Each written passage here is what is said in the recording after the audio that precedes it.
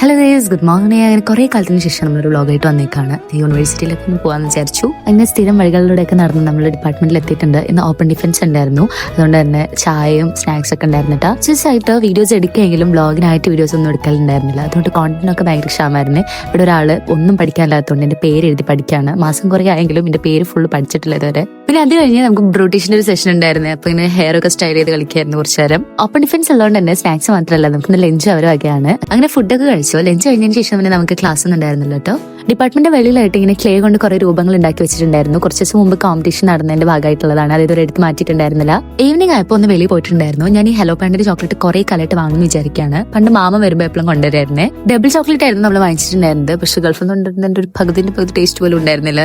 അങ്ങനെ ആവശ്യത്തിലേറെ ഷുഗർ ഒക്കെ അടിച്ച് കയറ്റി ഗിൽറ്റായി നമ്മൾ തിരിച്ചു പോകുന്നു. അപ്പൊ ഇന്നത്രയുള്ളൂ. എല്ലാവരും സബ്സ്ക്രൈബ് ചെയ്യുക, ലൈക്ക് ചെയ്യുക. Bye bye.